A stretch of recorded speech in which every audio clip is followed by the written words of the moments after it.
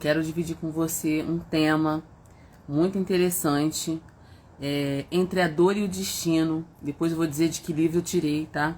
Esse relato aqui. Se você tiver paciência para me ouvir, você sabe que eu gosto muito de dividir coisas boas, né? Com todo mundo. E eu quero dividir com você essa fala entre a dor e o destino, esse tema entre a dor e o destino. Creio que o nosso grande desafio é fazer a travessia da vida mantendo o coração limpo. Assim temos que escolher a dor ou o destino. Gente, isso é muito forte. A dor ou o destino. É quando o nosso propósito tem que ser mais forte do que os nossos traumas e as nossas decepções. Tem um versículo lá em Isaías 1, 5 e 6, diz assim: Por que haveis de ainda ser feridos, visto que continuais em rebeldia? Toda a cabeça está doente, todo o coração enfermo. Desde a planta do pé até a cabeça, não há nele coisa sã, senão feridas, contusões e chagas inflamadas, umas e outras não estão exprimidas, nem atadas, nem amolecidas com óleo. Quem passou por esse campo de batalha sem ser ferido?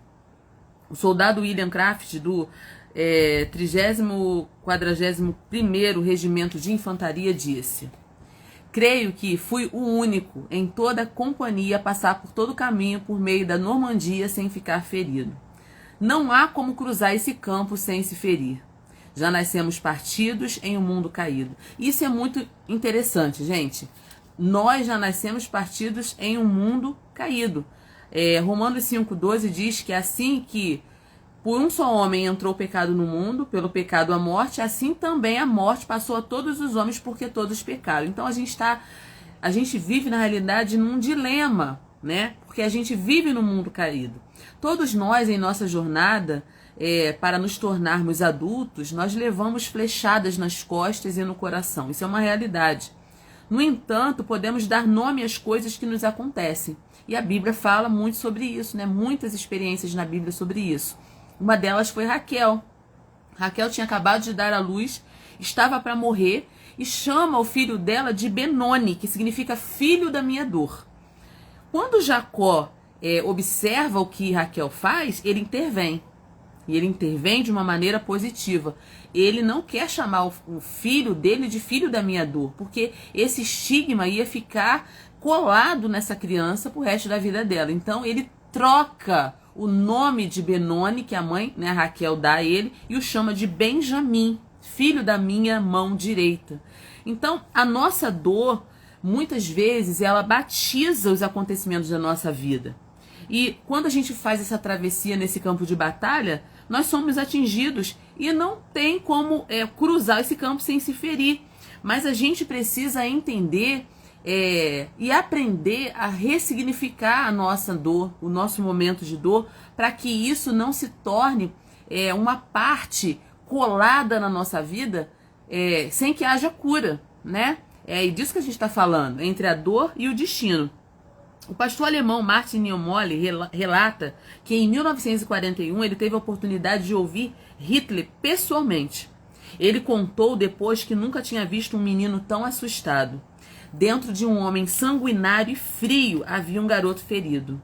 Há muito medo e insegurança nos pit boys, nos membros de gangues e nos homens violentos. Há pessoas que parecem ter tido o coração arrancado e carregam um ódio muito devastador em si mesmos. E aí, o autor desse livro fala sobre Viktor Frankl, né, que é o homem que deu sentido ao caos. Foi o homem que resistiu ao caos. Viktor Frankl era judeu, psiquiatra, filósofo e prisioneiro de Auschwitz, né? Talvez você já tenha ouvido falar nesse autor. Ele perdeu a sua esposa, ele perdeu seus pais, ele perdeu seu irmão, todos mortos pelos nazistas. Imagine como a vida desse homem poderia ter se tornado se ele tivesse internalizado toda essa dor, gente, né? No entanto, no meio à fumaça dos crematórios, ao terror dos campos de concentração, ele descobriu algo que nem a dor mais brutal conseguiu apagar: o poder do propósito. Ao contrário de muitos que sucumbiram, Frankl observou que os prisioneiros que conseguiam manter um sentido interior, mesmo diante daquela barbárie, tinham mais chance de sobreviver. E ele escreve: aquele que tem um porquê enfrenta qualquer como. Olha que frase, gente. Aquele que tem um porquê enfrenta qualquer como. Ele conseguiu sobreviver a tudo aquilo, porque ele conseguiu ver um sentido em todo aquele sofrimento. E ele escreve esse livro aqui, ó, Em Busca de Sentido, que eu acho que todo ser humano na face da Terra deveria ler esse livro.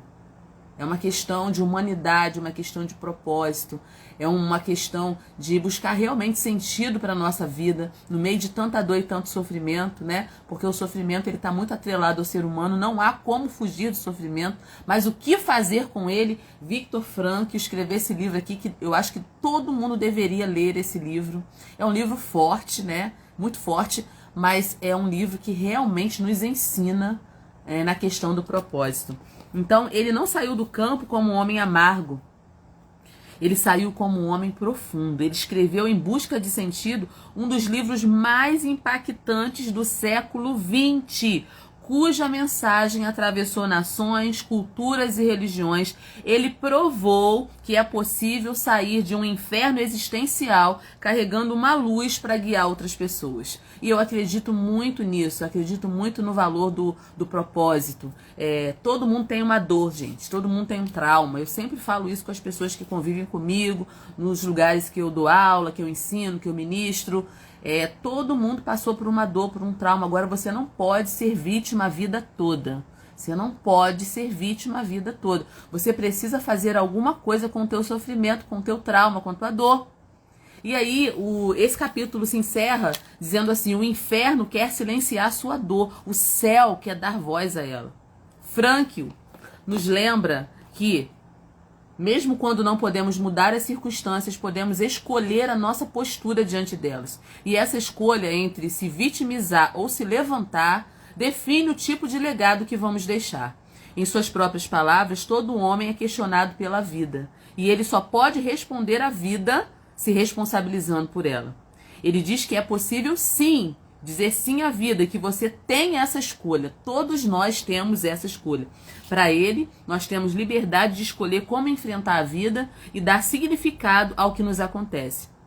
Temos o controle sobre as nossas reações e entender isso dá sentido à vida.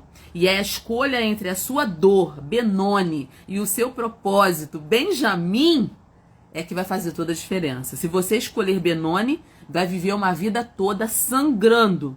Você já conviveu com pessoas assim? Que sangram o tempo todo?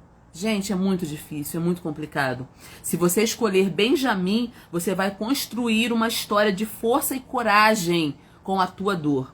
Você tem a escolha de viver sangrando ou construir algo maior do que o sofrimento.